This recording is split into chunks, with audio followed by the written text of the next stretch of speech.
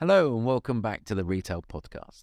In today's episode, I'm going to share the first part of the book with you, the introduction and the first chapter, which should only take about 10 minutes. The other thing I wanted to thank you, if you're listening in places such as Vietnam, Venezuela, Uruguay, the United States, obviously the United Kingdom, United Arab Emirates, Israel, Turkey, Ukraine, Thailand, Taiwan, Switzerland, Sweden, South Africa, Singapore, Qatar, Portugal, Poland, Philippines, Panama, Pakistan, Norway, New Zealand, Netherlands, Moldova. You get the picture. We have a global community listening to this podcast now. And I want to thank you. I want to thank you for your time, your energy, your feedback, and your comments and support throughout the growth of the podcast. Without further ado, let's get to the book, The Next Wave of Retail, Anticipating and Preparing for the Future of Shopping. Introduction. This book provides a glimpse into the retail world in 2030. But this book is not just about the future. It's about the now and how, if you follow the foundations set in this book, you will be able to position yourselves to stay relevant in a changed and transformed world. I have worked in the technology industry for over 25 years with governments, global financial institutions, retailers, and organizations that are building the foundation of tomorrow today. However, for me, the path to the future started in 2013 when two client partners, Tino Visserhooft and Simon Kettle, who were leading Verizon's engagement, asked me to meet with the head of technology at Tesco's, the UK's largest retailer and the globe's second largest retailer at the time.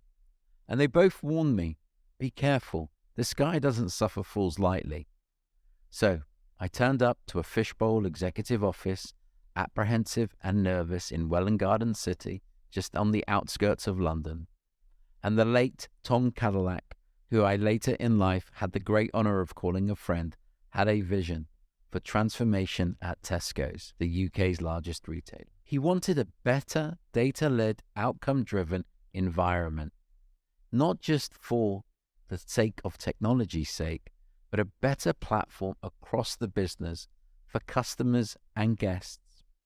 Tom said to me, Ali, I want you to build the store of the future, but for God's sake, don't focus on just the technology's features and functions, but focus on our values.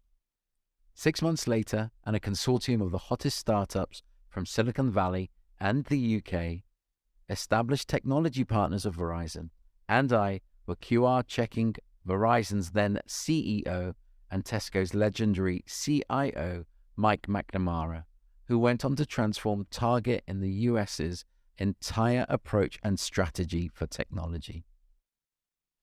We checked them in to a 60,000 square foot store just on the outskirts of London.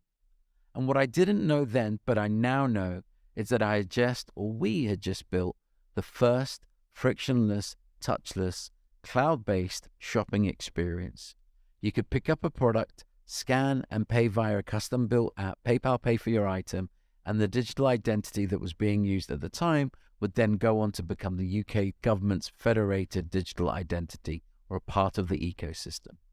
The click and collect solution, BOPIS, Buy Online Pick UpInstore solution, would grow to become Qdini, who were recently acquired by Verizon.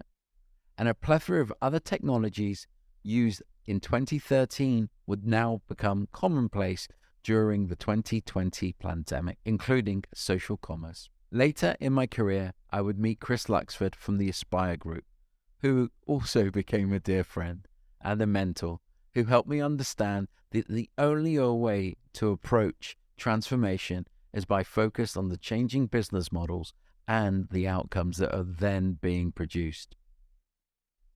The pandemic sped up transformation across all digital channels, highlighting supply chain weaknesses worldwide.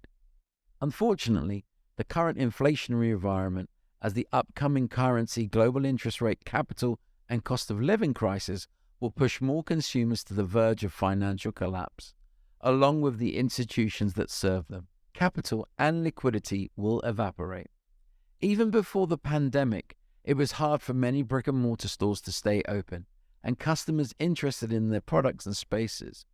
But will shopping and retailing return to normal as a financial crisis expands? Retailers must shape their organizations to generate value, leverage technology to enable tomorrow's smart consumers. Create who you need to be. The current period is one of exponential structural and financial change in which events are occurring rapidly.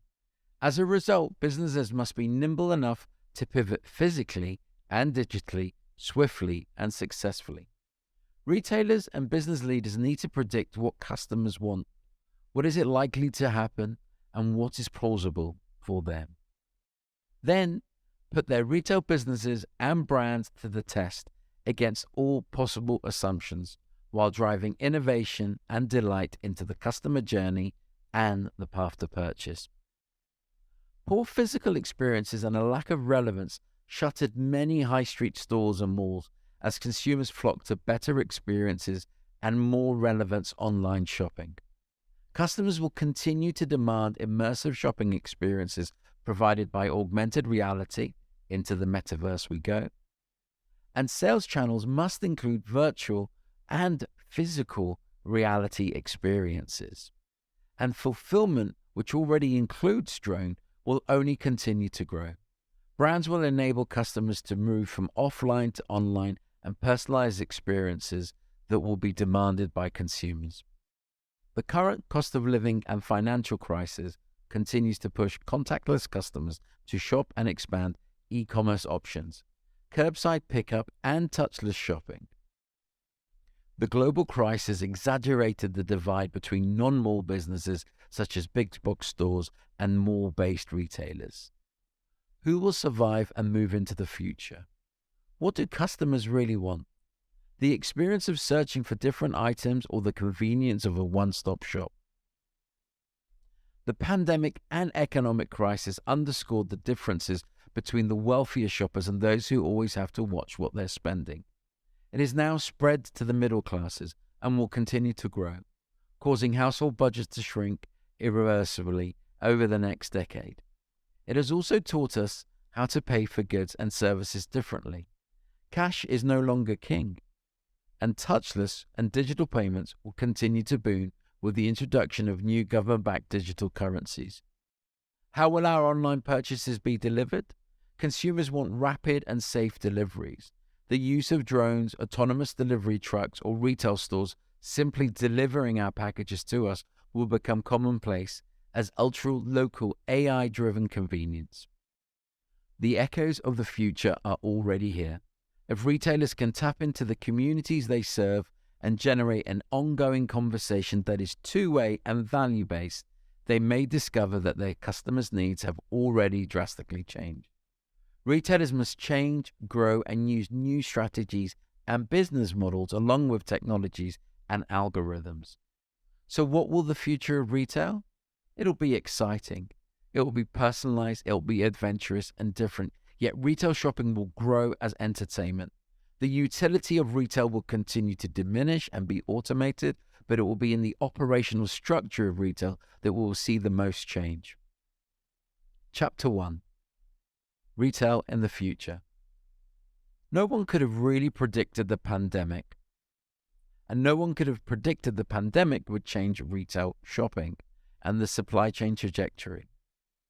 When Russia invaded Ukraine, everyone thought that the inflation energy crisis would only challenge businesses' operating costs and not push us further into the fourth turning. The fourth turning is a concept and book by historians William Strauss and Neil Howe that states history repeats itself in 4 distinct periods, known as turnings. They approximately last 20 years each. A turning is a different part of a civilization's life cycle, and these parts are marked by big events and changes in culture.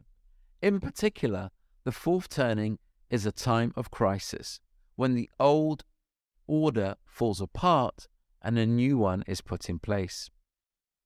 The fourth turning is important for the retail industry because it is a time when there are big changes and disruptions in the market. such as the continued proliferation of smart devices and smart homes, as well as the increasing reliance on digital channels. As a result, consumers now have access to a vast array of products and services. This has resulted in a significant shift towards new experiences and demands, as well as a need for more immersive, long-term digital experiences. Because of this, traditional brick-and-mortar stores have had a hard time making the transition to a digital age. Many businesses haven't been able to keep up with the speed of change and have had to close. Others have been able to stay in business by focusing on online sales and building a strong digital presence and brand, which is not enough in the cost-challenge environment of today. Retailers need to be proactive and flexible to deal with the challenges of the fourth turning and to grow well in the digital age. This means embracing new ways to use existing technologies, but more importantly, better business models and new business models, which give retailers more ways to reach and connect with customers. It also means being flexible and able to react quickly to changes in the market, such as changes in how customers act or the arrival of new competitors.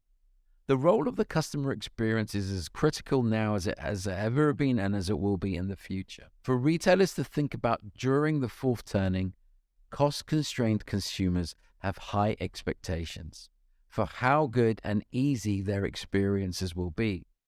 To meet these expectations, retailers need to focus on creating shopping experiences that are easy, personalized, and fit the customer's need and sizes, both biologically and physically, as well as their aspirations and desires. This means investing in technologies like artificial intelligence, machine learning to give potentially personalized DNA-based recommendations, or it could mean offering convenient options for fulfillment beyond home delivery. Finally, retailers in the fourth turning need to be aware of how important sustainability and social responsibility are. As people become more aware of their purchases' effect on the environment and society, they are looking at brands to share their values and beliefs. Sustainable and socially responsible retailers are more likely to get and keep loyal customers in the long run by being transparent across their demand and supply chains. The following are a list of the next topic areas the book moves into: immersive touch-free shopping experiences, e-commerce acceleration, the split between department stores and shopping centers or malls, destination centers and community hubs, destination centers and community hubs as innovation centers, value centers, residential space, fashion, and what do consumers want in the changes in retail. Retail establishments in airports, retail environmental design, reserved shopping, sights and sounds, personalization, blended experiences, dressing rooms as data centers, physical spaces as escapes and consumers rule, supply chains, seamless shopping, price expectations, maintaining asset tracking, multi-platform marketing, attribution, which then leads into Chapter 2, Esports Generation. Once again, I'd like to thank you for staying with us, for giving me your time. Hopefully the chapter was enlightening, and I look forward to your feedback, comments, 5-star ratings, likes, shares, and everything else. And I look forward to the next episode of the Retail Podcast with you.